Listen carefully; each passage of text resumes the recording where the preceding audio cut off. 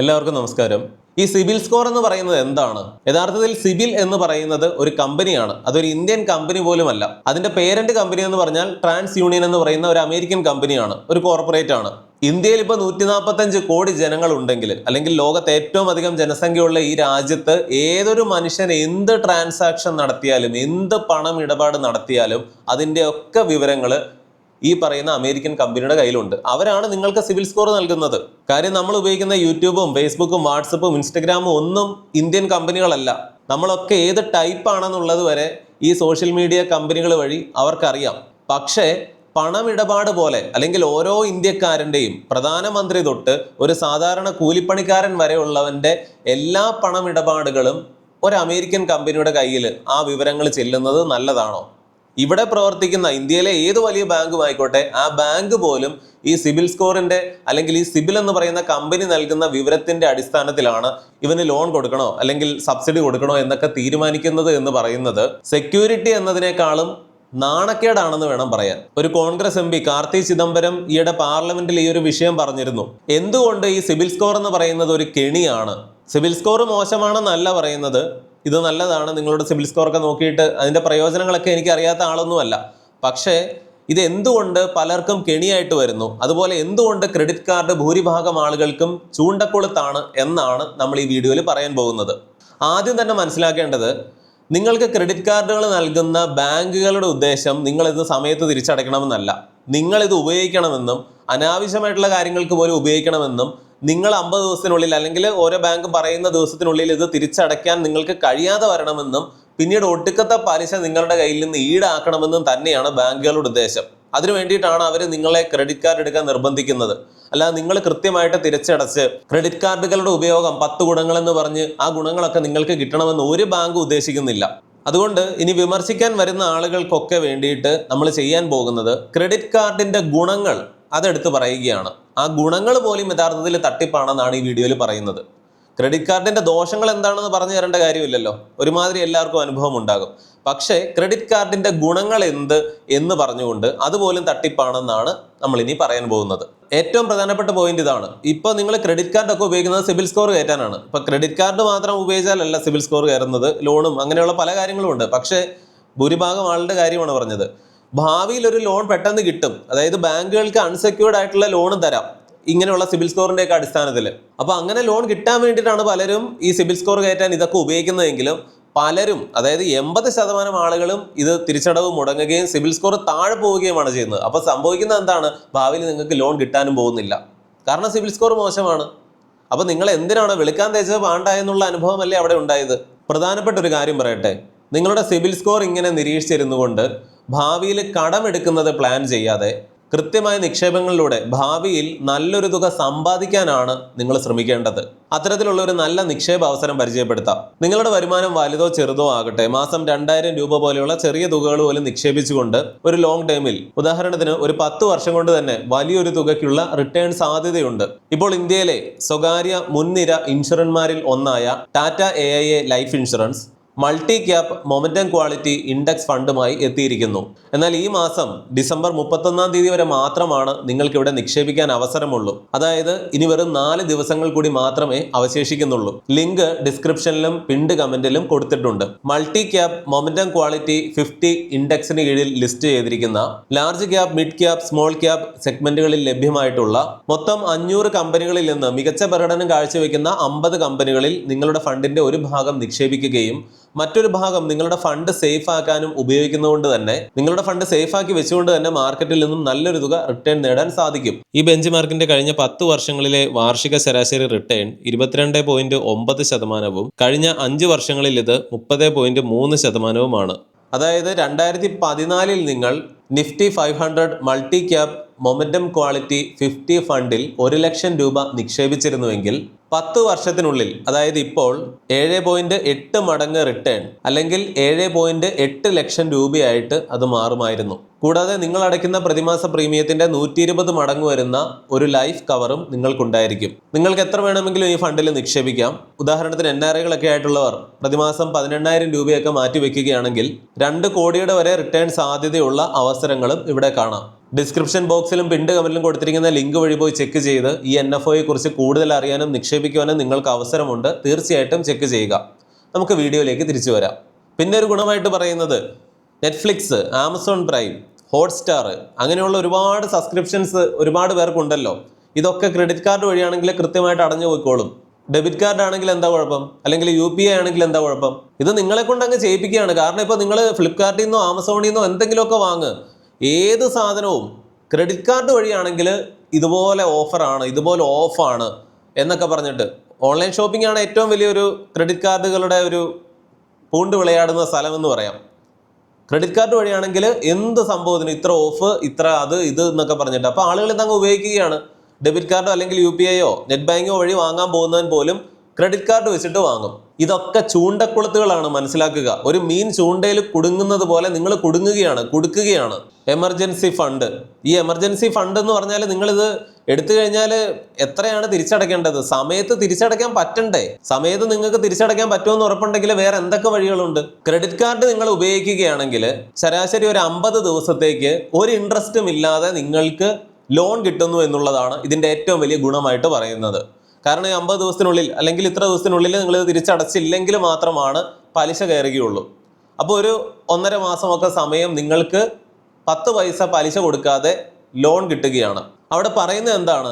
നിങ്ങളുടെ കയ്യിൽ പണം ഉണ്ടായിരിക്കണം. അതായത് ബാങ്കിൽ കാണും, ബാങ്കിലുണ്ടായിരിക്കും, FD ഇട്ടിട്ടുണ്ടായിരിക്കും, മ്യൂച്വൽ ഫണ്ടിൽ ഉണ്ടായിരിക്കാം, SIPയിൽ ഉണ്ടായിരിക്കാം, ULIPൽ ഉണ്ടായിരിക്കാം, പറഞ്ഞു വരുമ്പോൾ എല്ലാം ഉണ്ടായിരിക്കും. അപ്പോൾ നിങ്ങളുടെ പണം ഒക്കെ അവിടെ കിടക്കുകയാണ്. അതൊന്നും എടുക്കേണ്ട കാര്യമില്ല. ക്രെഡിറ്റ് കാർഡ് ഉപയോഗിച്ച് നിങ്ങൾക്ക് പണം മറിക്കാം. കൃത്യസമയത്ത് തിരിച്ചടച്ചാൽ മതി. ഇവിടെ കോമൺ സെൻസ് ഒന്ന് ഉപയോഗിക്കുക. ക്രെഡിറ്റ് കാർഡ് ഉപയോഗിച്ച് പണം മറിക്കേണ്ടി വരുന്നവന്റെ കയ്യിൽ കൂടിപ്പോയാൽ എത്ര ഇൻവെസ്റ്റ്മെന്റ് ഉണ്ടായിരിക്കും? ബാങ്കിലാണെങ്കിലും ഒക്കെ അതൊന്ന് ചിന്തിച്ചാൽ മതി. അപ്പോൾ ആ പണം നിങ്ങളുടെ ഈ ഇൻവെസ്റ്റ്മെന്റുകൾ അല്ലെങ്കിൽ FD ആയിട്ടൊക്കെ കിടക്കുന്ന ആ പണത്തിന് ഈ പറയുന്ന 50 ദിവസം കൊണ്ടോ 1.5 മാസം കൊണ്ടോ കൂടിപ്പോയാൽ എത്ര കൂടുതൽ പലിശ കിട്ടും നിങ്ങൾക്ക് ഇങ്ങോട്ട്? ഇതൊക്കെ വെറുതെ പറയാമെന്നേ ഉള്ളൂ. കയ്യിൽ പണമില്ലാത്ത സാധാരണക്കാരനെ പെടുത്താൻ വേണ്ടിയിട്ട് മാത്രം ഉണ്ടാക്കി വെച്ചിരിക്കുന്ന കുറേ കാര്യങ്ങളാണിത്. അല്ലാതെ 50ഉം 500ഉം രൂപയൊക്കെ ലാഭം നോക്കിയിട്ട് നിങ്ങൾ ക്രെഡിറ്റ് കാർഡുകൾ ഉപയോഗിക്കാൻ തുടങ്ങിയാൽ എപ്പോഴെങ്കിലും നിങ്ങളുടെ അടവ് തെറ്റും. എപ്പോഴെങ്കിലും ക്രെഡിറ്റ് കാർഡ് ഉണ്ടല്ലോ എന്ന് വിചാരിച്ചിട്ട് ആവശ്യമില്ലാത്തത് നിങ്ങൾ വാങ്ങും. ആവശ്യമില്ലാത്തവർക്ക് പണം ഇത് വെച്ച് കടം കൊടുക്കും. എവിടെയെങ്കിലും വെച്ച് നിങ്ങൾക്ക് പണി കിട്ടും. ഒടുക്കത്തെ പലിശ അടച്ച് പിന്നെ അത് അടയ്ക്കാൻ വേണ്ടി നിങ്ങൾ പേഴ്സണൽ ലോണോ വേറെ ലോണോ എടുക്കേണ്ടി വരും. ഇതാണ് ഇപ്പോൾ സംഭവിക്കുന്നത്. അതുകൊണ്ട് ക്രെഡിറ്റ് കാർഡ് എന്ന് പറയുന്ന സാധനം എടുത്തു വെച്ചിട്ടുള്ളവർ ദയവ് ചെയ്ത്, എടുത്തതുപോലെ എളുപ്പമല്ല അത് ക്യാൻസൽ ചെയ്യാൻ. ബാങ്കിലൊക്കെ പോയിട്ട് എങ്ങനെയെങ്കിലും അത് ക്യാൻസൽ ചെയ്ത് കളയുക. അതാണ് ആദ്യം ചെയ്യേണ്ടത്. എയർപോർട്ട് ലോഞ്ചുകളിൽ കയറാൻ മാത്രം ഇത് ഉപകാരപ്രദമാണ്. അതങ്ങ് വേണ്ടെന്ന് വെച്ചാൽ മതി. ഇപ്പോൾ ഇതിനും മാത്രം യാത്ര ചെയ്യുന്നവരൊന്നും കാണില്ലല്ലോ. ഇലയ്ക്കും മുള്ളിനും കേടില്ലാതെ ഈ സാധനം ഉപയോഗിക്കുന്നവരുണ്ടാകും. അങ്ങനെയുള്ളവർ ആരാണ്? ഇഷ്ടം പോലെ കയ്യിൽ കാശുള്ളവർ. അവർക്കെന്താണ് ഇത് വെച്ച് എടുത്തിട്ടുണ്ടെങ്കിലും ഇനിയിപ്പോൾ പലിശ കയറി അവർ ശ്രദ്ധിച്ചില്ലെങ്കിൽ പോലും അവരുടെ കയ്യിൽ കാശുണ്ട്, അവർക്കത് അടയ്ക്കാം. അവർക്കതൊരു പണിയാവില്ല. കയ്യിൽ പണമില്ലാത്തവനാണ് പെടുക. ഇഷ്ടം പോലെ കാശുള്ളവൻ, ഇട്ടുമൂടാൻ കാശുള്ളവൻ ക്രെഡിറ്റ് കാർഡല്ല അങ്ങനെ പലതും എടുത്തു വയ്ക്കും. എൻ്റെ ചില കൂട്ടുകാരൊക്കെ പറയുന്നത് കേട്ടിട്ട് എനിക്ക് സഹതാപമോ എന്താണ്, അവരോട് പരിഹാസമാണോ എന്ത് വികാരമാണ് തോന്നുന്നതെന്ന് അറിയില്ല. ഇന്ന കാര്യങ്ങളൊക്കെ ചെയ്തിട്ട് എടാ സിബിൽ സ്കോർ കയറുവേടാ എന്നൊക്കെ പറഞ്ഞിട്ടാണ് ഓരോന്ന് ചെയ്യുന്നത്. അല്ലെങ്കിൽ എൻ്റെ സിബിൽ സ്കോർ എന്നൊക്കെ പറഞ്ഞ് സ്ക്രീൻഷോട്ടൊക്കെ എടുത്തിട്ട് വാട്സപ്പ് ഗ്രൂപ്പിലേക്ക് ഇടും. നാണക്കേടാണ് സത്യം പറഞ്ഞാൽ. സിബിൽ സ്കോർ ഒന്നും കാണിക്കുന്നില്ല എന്ന് പറഞ്ഞൊരു സ്ക്രീൻഷോട്ട് എടുത്ത് കാണിക്കുക. അതിന് പിന്നെ ഒരു അന്തസ്സുണ്ട്. അല്ലെങ്കിൽ നിങ്ങൾ അത്ര റിച്ച് ആയിരിക്കണം, കാണുന്നവന് അറിയാമായിരിക്കണം നിങ്ങളുടെ കയ്യിൽ ഇഷ്ടം പോലെ കാശുണ്ടെന്ന് അറിയാമെങ്കിൽ ഇതൊക്കെ കുഴപ്പമൊന്നുമില്ല. അവനിതൊന്നും പ്രശ്നമല്ല. സിബിൽ സ്കോർ നന്നായിട്ടിരിക്കുമ്പോഴേ 300 മുതൽ 900 വരെയാണ്. അതിൽ ഒരു 750 മുകളിലേക്ക് ഉള്ളപ്പോൾ നിങ്ങൾക്ക് ഇങ്ങനെ കാണിക്കാം നന്നായിട്ടുണ്ടെന്ന്. ഇതങ്ങ് താഴോട്ട് പോകും എപ്പോഴെങ്കിലും. അപ്പോൾ ഈ സ്ക്രീൻഷോട്ട് ഷെയറിങ് ഒന്നും കാണില്ല. പിന്നെ നിങ്ങളുടെ സാമ്പത്തികമായിട്ടുള്ള കാര്യങ്ങളും കൂടി, സ്വകാര്യമായിട്ടുള്ള കാര്യങ്ങൾ മാത്രമല്ല, ഒന്നും ഇങ്ങനെ മെസ്സേജുകളായിട്ടും സ്ക്രീൻഷോട്ടായിട്ടും ഒന്നും ആർക്കും കൊടുക്കാതിരിക്കുക. അവനല്ലെങ്കിൽ അവൾ ഇത് ആർക്കും അയച്ചു കൊടുക്കില്ല എന്നൊക്കെ നിങ്ങൾക്ക് എത്ര ഉറപ്പുണ്ടെങ്കിലും ഈ പറയുന്ന നിങ്ങൾ അയക്കുന്ന ചാറ്റും കാര്യങ്ങളും ഒക്കെ വേറെ പലർക്കും അയച്ചു കൊടുത്തിട്ട് അവരുടെ മുമ്പിൽ ആളാകാൻ ശ്രമിക്കുന്നവരാണ് ഭൂരിഭാഗം ആളുകളും. അങ്ങനെ ഇരിക്കുമ്പോഴാണ് ചിലർ ഈ ATM കാർഡിൻ്റെയും അല്ലെങ്കിൽ ചില പ്രത്യേക ക്രെഡിറ്റ് കാർഡൊക്കെ എനിക്ക് കിട്ടി, ഈ സാധനം എനിക്ക് കിട്ടി എന്നുള്ള രീതിയിൽ ഇതിൻ്റെയൊക്കെ ഫോട്ടോ എടുത്തിട്ട് വാട്സപ്പ് ഗ്രൂപ്പിൽ വരെ അയച്ചു കൊടുക്കുന്ന ആളുകളെ ഞാൻ കണ്ടിട്ടുണ്ട്. ഇന്റർനാഷണൽ ട്രാൻസാക്ഷൻ ഒക്കെ പലതിനും OTPയോ പിൻ നമ്പറോ പോലും ചോദിക്കാതെയാണ് പണം അങ്ങ് എടുക്കുന്നത്. അതായത് നിങ്ങളുടെ ATM കാർഡ് അല്ലെങ്കിൽ ഡെബിറ്റ് കാർഡ് അതല്ലെങ്കിൽ ക്രെഡിറ്റ് കാർഡ് ഇതിൻ്റെയൊക്കെ ഒരു ഫോട്ടോ മാത്രം മതി ഒരുത്തനൊരു ഇന്റർനാഷണൽ ട്രാൻസാക്ഷൻ നടത്താനായിട്ട്. ഈ വിചാരം ഒന്നും ഇല്ലാതെയാണ് ചിലർ അറിവില്ലാഞ്ഞിട്ടും ഒക്കെ മൊബൈൽ ഫോണിന്റെ കവറിൽ വെറുതെ എല്ലാവർക്കും കാണാവുന്ന രീതിയിൽ വെച്ചുകൊണ്ട് നടക്കുന്നു. കാറിനുള്ളിലും ബൈക്കിലും ഒക്കെ വെറുതെ വെച്ചുകൊണ്ട് നടക്കും. ഇത് ആർക്ക് വേണമെങ്കിലും എടുക്കാം, ഫോട്ടോ എടുക്കാം. ഈ ക്രെഡിറ്റ് കാർഡിന്റെ തന്നെ ഏറ്റവും വലിയൊരു ഗുണമായിട്ട് പറയുന്നത് ഇതാണ്. ഈ പറയുന്നത് പോലെ ഇന്റർനാഷണൽ ട്രാൻസാക്ഷൻ ഒക്കെ ആണെങ്കിൽ ഇതുപോലെ കാശ് പോകും. ക്രെഡിറ്റ് കാർഡിനാകുമ്പോൾ ഒരു ക്രെഡിറ്റ് ലിമിറ്റ് ഉണ്ടാകുമല്ലോ എന്ന്. എന്ത് വലിയ അസംബന്ധമൊക്കെയാണ് ഈ. എങ്ങനെയാണെങ്കിലും പണം പോകാൻ സാധ്യതയില്ലേ? മറ്റേത് നിങ്ങളുടെ കയ്യിലിരിക്കുന്നത് പോയെന്നേ ഉള്ളൂ. ഇത് നിങ്ങൾ പലിശയും കൂടി അടയ്ക്കണം. അവർ ഉദ്ദേശിക്കുന്നത് ഇതാണ്. മറ്റേത് വഴിയാണെങ്കിൽ നിങ്ങളുടെ ഉള്ളത് മുഴുവൻ അങ്ങ് വലിച്ചുകൊണ്ട് പോകും. ഇതാണെങ്കിൽ കടം എടുക്കാവുന്ന അത്രയല്ലേ എടുക്കാൻ പറ്റുള്ളൂ. ഇങ്ങനെയുള്ള ഇരുട്ടുകൊണ്ട് ഓട്ടയടയ്ക്കുക എന്ന് പറയുന്ന കുറെ ഗുണങ്ങളാണ്. എന്ത് ഗുണം പറഞ്ഞാലും ഇത് എടുക്കാൻ പോകുന്നവൻ എടുക്കും. എന്തെങ്കിലുമൊക്കെ പറഞ്ഞാൽ മതി. അത് പല കാര്യങ്ങളും അങ്ങനെയാണല്ലോ. നിങ്ങൾക്ക് ആവശ്യമില്ലാത്ത അനാവശ്യമായിട്ടുള്ള പല കാര്യങ്ങളും നിങ്ങളുടെ അത്യാഗ്രഹം കൊണ്ട് നിങ്ങൾ വാങ്ങാൻ പോകുമ്പോൾ അതിന് കുറെ ഗുണങ്ങളുണ്ട് എന്ന് ആരെങ്കിലും പറഞ്ഞാൽ ചാടിക്കേറി നിങ്ങൾ, അല്ലെങ്കിൽ അതിന്റെ ദോഷം പോലും ഗുണമായിട്ട് നിങ്ങളാക്കി തീർക്കും. എന്നിട്ട് പോയി നിങ്ങൾ തന്നെ അനുഭവിക്കും. ഈ സിബിൽ സ്കോർ കയറ്റണം എന്നും പറഞ്ഞ് നടക്കുന്ന കുറെ അധികം ടീമുകളുണ്ട്. ഒരു കാര്യം മനസ്സിലാക്കേണ്ടത്, ഒരു 750 മുകളിലൊക്കെ നിങ്ങൾക്ക് സിബിൽ സ്കോർ ഉണ്ടെങ്കിലാണ് നല്ലൊരവസ്ഥയിലാണ് നിങ്ങളെന്ന് പറയേണ്ടത്. പക്ഷേ ഇന്ത്യയിൽ 20% ആളുകൾക്ക് മാത്രമേ 750 മുകളിൽ സിബിൽ സ്കോർ ഉള്ളൂ. അപ്പൊ ഇവിടെ നടക്കുന്നത് എന്താണ്? ഈ ക്രെഡിറ്റ് കാർഡുകളൊക്കെ ഉപയോഗിക്കുന്നവരാണെങ്കിലും അല്ലെങ്കിൽ എന്തുമായിക്കോട്ടെ, സിബിൽ സ്കോർ നന്നായിട്ട് നിലനിർത്തുന്നവര് 5-ൽ ഒരാള് മാത്രമേ ഉള്ളൂ. ബാക്കിയുള്ളവരുടെ കണക്ക് പറയുകയാണെങ്കിൽ അതിൽ 10-40% ആളുകൾ വലിയ കടത്തിലാണ്. സാധാരണ 36% മുകളിലാണ് ഈ ആനുവൽ ഇൻട്രസ്റ്റ് വരിക. ബ്ലേഡ് പലിശക്കാർ തോറ്റുപോകുന്ന പലിശയാണ് ഈ ക്രെഡിറ്റ് കാർഡുകളുടെ അടവ് തെറ്റിയാലുള്ളത് എന്നറിയാം. അപ്പൊ ആ അവസ്ഥയിലാണ് ആളുകൾ ഇരിക്കുന്നത്. ഇവരൊക്കെ ഈ ക്രെഡിറ്റ് കാർഡൊക്കെ ഉപയോഗിക്കുന്നത് എന്തിനായിരിക്കും? സിബിൽ സ്കോർ നല്ല രീതിയിൽ കയറ്റാൻ പറ്റും, ഭാവിയിൽ ഒരു ലോണൊക്കെ എടുക്കാൻ പോകുമ്പോഴാണ് ഇതിന്റെ പ്രയോജനം അറിയുന്നതെന്നും പറഞ്ഞിട്ടാണ് ഇതിന് പോയി തല വെക്കുന്നത്. നിങ്ങൾക്ക് സിബിൽ സ്കോർ ഇല്ല എന്നാണ് കാണിക്കുന്നതെങ്കിൽ അത് തന്നെയാണ് ഏറ്റവും ഭേദം. ക്രെഡിറ്റ് കാർഡ് സിബിൽ സ്കോറും ഒന്നും മോശം കാര്യങ്ങളല്ല. പക്ഷെ ഇതെല്ലാം ഉപയോഗിക്കുന്നവര് അല്ലെങ്കിൽ ഇതിന്റെ പുറകെ പോകുന്നവർക്ക് ഭൂരിഭാഗത്തിനും നഷ്ടമാണ് വരുന്നതെങ്കിൽ ഇത് കൊള്ളില്ല എന്നാണ് പറയേണ്ടത്. ഇപ്പൊ നിങ്ങളൊരു ഐസ്ക്രീം ഉണ്ടാക്കുന്നു, അത് 100 പേർക്ക് കൊടുക്കുന്നു. 10 പേർക്ക് ഒരു കുഴപ്പവും ഉണ്ടായില്ല, നല്ല ഐസ്ക്രീം ആണെന്ന് അവർ പറഞ്ഞു. ബാക്കി 90 ആളുകളും ഇത് കഴിച്ചിട്ട് ആശുപത്രിയിലായെങ്കിൽ നിങ്ങൾ ഉണ്ടാക്കിയ ഐസ്ക്രീം നല്ലതാണോ ചീത്തയാണോ എന്നൊന്ന് ചിന്തിക്കുക. മണ്ടന്മാരെ ആവശ്യമുണ്ട്. അതാണ് ബാങ്കുകളൊക്കെ ആവശ്യപ്പെടുന്നത്. ഈ ക്രെഡിറ്റ് കാർഡുകൾ വെച്ചിട്ട്, അല്ലെങ്കിൽ സിബിൽ സ്കോർ കയറ്റാൻ പറ്റുമെന്നൊക്കെ പറഞ്ഞിട്ട് ഈ ക്രെഡിറ്റ് കാർഡും ഒക്കെ വെച്ചിട്ട് ഞാൻ ഒരിക്കലും പറയില്ല ക്രെഡിറ്റ് കാർഡ് എടുക്കണമെന്ന്. ക്രെഡിറ്റ് കാർഡുമായിട്ട് നടക്കുന്ന ഒരുത്തിനെ കണ്ടു കഴിഞ്ഞാൽ അവൻ അങ്ങേയറ്റം അപകടം പിടിച്ച ഒരു സാധനവുമായിട്ടാണ് നടക്കുന്നത് എന്ന് പറയേണ്ടി വരും. കാരണം എപ്പോൾ വേണമെങ്കിലും ഇവനിത് മോശമായിട്ട് ഉപയോഗിച്ച് അവൻ കെണിയിൽ പെടാം. അതാണ് ബാങ്കുകളുടെ ആവശ്യം. ക്രെഡിറ്റ് കാർഡ് നിങ്ങളുടെ കയ്യിൽ ഉള്ളിടത്തോളം കാലം നിങ്ങളൊരു അപകടത്തിൽ തന്നെയാണ്. അതൊക്കെ ഒഴിവാക്കി നിങ്ങൾ മുന്നോട്ട് പോകുന്നുണ്ടാകും, നന്നായിട്ട് ഉപയോഗിക്കുന്നുണ്ടാകും. ഭൂരിഭാഗം ആളുകൾക്കും ഇതൊരു വിനയായിട്ട് വരുന്നതുകൊണ്ട് തന്നെ ഇതൊന്നും ഇല്ലാത്തത് തന്നെയാണ്, അല്ലെങ്കിൽ ഉള്ളവരുണ്ടെങ്കിൽ അത് ക്യാൻസൽ ചെയ്യുന്നത് തന്നെയാണ് ആവശ്യം. സിബിൽ സ്കോർ ഒന്നും നിങ്ങൾക്ക് വേണ്ട. നിങ്ങൾ ചെക്ക് ചെയ്യുമ്പോൾ നിങ്ങൾക്ക് സിബിൽ സ്കോർ ഇല്ല എന്ന് കാണിച്ചു കഴിഞ്ഞാൽ അത് തന്നെയാണ് ഏറ്റവും നല്ലത്. നിങ്ങൾക്ക് ഇതൊന്നും ഇല്ലടാ എന്ന് പറയുമ്പോൾ ഒരു സങ്കടമല്ല തോന്നേണ്ടത്, അഭിമാനം തോന്നണം. എനിക്കറിയാവുന്ന എത്രയോ പേരുണ്ട് അത്യാവശ്യം നല്ല വരുമാനം എന്ന് വെച്ചാൽ അവരുടെ സെറ്റപ്പിനനുസരിച്ച് നല്ല രീതിയിലൊക്കെ ജീവിക്കാൻ പറ്റുന്നവർ ഇങ്ങനെ ക്രെഡിറ്റ് കാർഡൊക്കെ എടുത്തിട്ട് ആവശ്യമില്ലാത്ത, പിന്നെ ഫോൺ എടുക്കുമ്പോൾ അടിപൊളി സാധനം എടുക്കുകയുള്ളൂ, അതുപോലെ പല കാര്യങ്ങളും. എന്നിട്ട് ഇതിൻ്റെയൊക്കെ അടവുകൾ മുടങ്ങുന്നു. എന്നിട്ട് ആണുങ്ങളുടെ ജീവിതം ഇതുപോലെയാണ്, കുടുംബ പ്രാരാബ്ദങ്ങളാണ് ഇതിനൊക്കെ കാരണമെന്ന് പറഞ്ഞ് വിലപിച്ചുകൊണ്ട് നടക്കും. ഇവന്റെ കയ്യിലിരിപ്പ് കൊണ്ട് ആവശ്യമില്ലാത്ത സാധനങ്ങളൊക്കെ മേടിച്ചിട്ട് എന്നിട്ട് 36% അതിന് മുകളിലും ഒക്കെ പലിശ ആകുമ്പോൾ പേഴ്സണൽ ലോൺ എടുക്കാൻ പോകുന്നു. അതും കിട്ടില്ല, സിബിൽ സ്കോർ മോശമായതുകൊണ്ട്. പിന്നെ നാട്ടുകാരോട് മുഴുവൻ കടം ചോദിച്ച് നടക്കുന്നു. അത്യാഗ്രഹം, അത് തന്നെയാണ് ഇതിന് പറയേണ്ടത്. അല്ലെങ്കിൽ വകതിരിവില്ലായ്മ. നമ്മളൊരു വീഡിയോയിൽ പറഞ്ഞു ഇനി ലോൺ എടുക്കാത്തവരാണ് മണ്ടന്മാര് എന്ന് പറഞ്ഞുകൊണ്ട്. ആ വീഡിയോയും പലരും മുഴുവൻ കാണാതെ അതിനകത്ത് കുറെ കമന്റുകളൊക്കെ ഇട്ടിട്ടുണ്ട്. ആ വീഡിയോയിൽ എന്താണ് കൃത്യമായിട്ട് ഉദ്ദേശിച്ചത് എന്ന് പറഞ്ഞിട്ട്. ലോൺ എന്നൊക്കെ പറഞ്ഞാൽ അത്യാവശ്യം വേണ്ട സംഭവങ്ങളൊക്കെ തന്നെയാണ്. അപ്പൊ ലോണും കടവും ഒക്കെ എടുക്കുന്നതൊക്കെ മോശമാണെന്നല്ല പറഞ്ഞത്. ഒരു സാധാരണ വ്യക്തി എന്നുള്ള രീതിയിൽ നിങ്ങൾ ചെയ്യുന്നത് ഇങ്ങനെയൊക്കെയാണോ എന്ന് ചിന്തിക്കുക. നല്ല രീതിയിൽ ഉപയോഗിക്കുന്നവരുണ്ട്, അവരോട് ഇതൊന്നും പറഞ്ഞു കൊടുക്കേണ്ട കാര്യമൊന്നുമില്ല, അവർക്കറിയാം കാര്യങ്ങൾ. അവനവന്റെ വരവും ചിലവും അറിഞ്ഞ് ജീവിക്കുക, ഇത്രയേ ഉള്ളൂ സംഭവം. ചുരുക്കി പറഞ്ഞാൽ നാട്ടുഭാഷയിൽ പേഴ്സണൽ ലോൺ പോലും എത്രയാണ്? 14-18% പലിശയാണ്. അതിന്റെ എത്ര ഇരട്ടിയാണ് ഈ ക്രെഡിറ്റ് കാർഡുകളുടെ അടവ് തെറ്റിയാലുള്ളത്?